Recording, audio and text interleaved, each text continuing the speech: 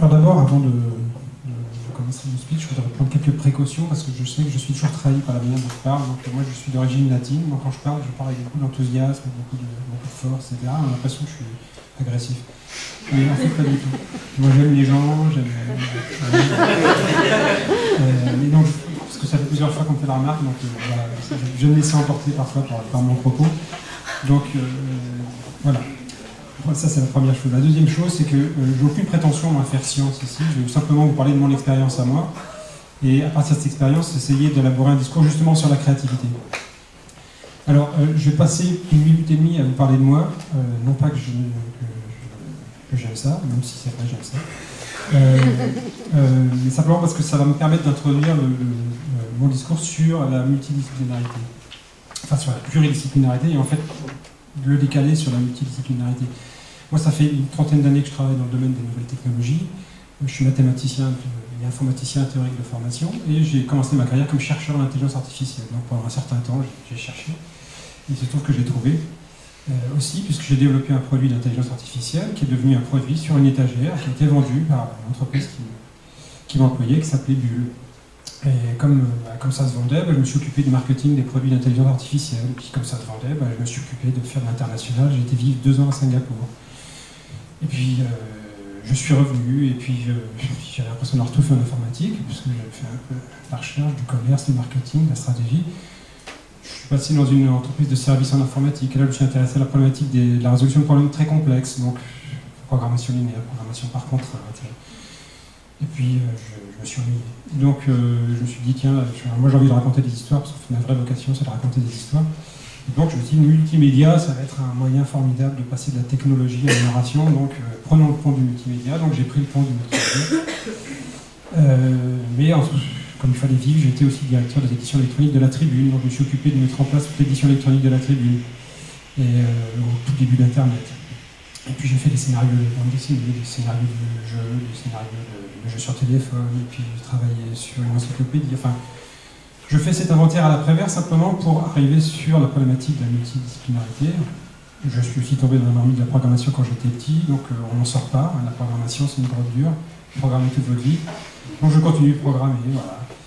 Et puis j'ai rencontré le design au travers de Strat il y a 11 ans en créant le département multimédia de l'école. Donc j'ai enseigné le multimédia. Et aujourd'hui, je m'occupe d'un département qui s'appelle Système Objet Interactif, qui s'intéresse aux objets intelligents. Alors pourquoi tout ça? Simplement justement pour introduire la multidisciplinarité. On parle de pluridisciplinarité, donc finalement, cette capacité à faire travailler des gens très très différents les uns des autres, ensemble pour produire du neuf. Et moi je me demande si en fait la condition de la pluridisciplinarité, c'est pas la multidisciplinarité, c'est-à-dire finalement comment assurer le discours, le dialogue entre des équipes différentes, enfin des gens qui ont des cultures différentes, qui sont amenés à travailler sur des projets collectifs, mais à partir d'expertises des territoires différents. Est-ce qu'il ne s'agit pas aussi de faire en sorte que ces gens-là soient multidisciplinaires et des performances multidisciplinaires? Donc être capable effectivement de comprendre ce que c'est que la programmation, comprendre ce que c'est que le design, comprendre ce que c'est que l'ingénierie, le marketing, la stratégie, la politique, la philosophie, que sais-je. Mais beaucoup de choses. Moi je pense que ça, oui, c'est une nécessité absolue. Donc plutôt d'essayer d'articuler simplement un discours autour de la nécessité de la pluridisciplinarité, faire travailler des ingénieurs, des marketeurs, avec des chercheurs, etc. Est-ce qu'il n'y a pas un moyen de repenser la formation des gens, parce qu'on a le temps quand même, on a quelques siècles encore devant nous pour atteindre l'excellence. Moi, je ne désespère pas de changer l'institution et de faire en sorte que la recherche en France soit telle que, si vous voulez faire un master de recherche, par exemple, aujourd'hui en France, moi j'ai appris ça, on est en train d'essayer de monter un master de recherche à l'école, on me dit c'est très bien, on fait un master de recherche, c'est formidable, vous n'avez pas le droit de toucher la matière. Bon, tiens, vous n'avez pas le droit de faire un TP dans un master de recherche. Ah, bon, d'accord, très bien. Okay, bon. Donc je pense qu'on va arriver à changer ça. Mais bon, donc tout ça pour dire que la multidisciplinarité, je pense que c'est important. Alors, à partir de là, moi, ce que je voudrais faire, c'est passer de la dimension, je dirais, la dimension collective à la dimension individuelle. Parce qu'on parle de créativité, moi, au bout du compte, je pense que la créativité, c'est dans la tête de quelqu'un. Voilà. Je ne crois pas que la créativité se dégage dans les interstices qu'il y a entre les individus. C'est pas vrai. À un moment donné, il y a quelqu'un qui va être un catalyseur et qui va produire quelque chose. Je ne pense pas que ça apparaît comme ça, comme une sorte de catalogue, d'ectoplasme, qui apparaîtrait entre deux personnes. Forcément, il y a un moment donné, il y a quelqu'un qui va avoir une idée, et peut-être qu'elle va rebondir, quelqu'un d'autre va s'en saisir, mais il y a quelque part un créateur, et il y a un acte de création. Donc, et donc c'est ce chemin-là que je voudrais faire.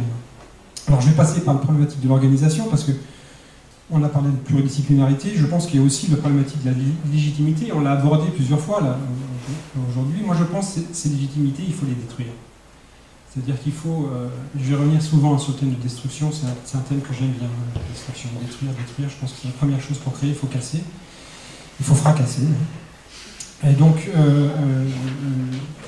il me semble que, plutôt que de mettre des gens à leur place, ingénieurs, etc., est-ce qu'il n'y a pas un moyen d'un coup de dire, tout le monde, on est des égaux, il n'y a pas un sociologue, un ingénieur, chacun a son territoire sur lequel il peut parler avec beaucoup d'autorité, justement, et puis on ne va pas le contredire. Moi, je considère qu'il n'y a pas de plate-bande. Voilà. En fait, les plates-bandes, elles sont faites pour être piétinées. Voilà. Donc moi, ce qui m'amuse le plus, c'est piétiner les plates-bandes des autres, en fait, d'aller voir ce qui se passe ailleurs, quitte à prendre des claques, mais allons-y, quoi, parce que je pense que dans cette provocation-là, du neuf va apparaître. Donc, piétiner les plates-bandes des autres, ça me semble une nécessité absolue. Bon. Alors, ça veut dire, par exemple, que c'est pas parce que vous sortez de l'X, par exemple, que vous êtes mieux placé, quelqu'un qui est sorti de Normal Sup, qui est lui-même mieux placé que quelqu'un qui est sorti d'une école d'ingénieur de province. Je vois pas en quoi les neurones d'un polytechnicien seraient plus importants que les neurones d'un quelqu'un qui sortirait de l'école des mines à l'Est. C'est les mêmes neurones. De la même manière, c'est pas parce que vous êtes sociologue ou parce que vous êtes ingénieur que vous avez finalement plus d'autorité à parler de votre sujet que l'autre. En tout cas, moi, c'est ce que je fais.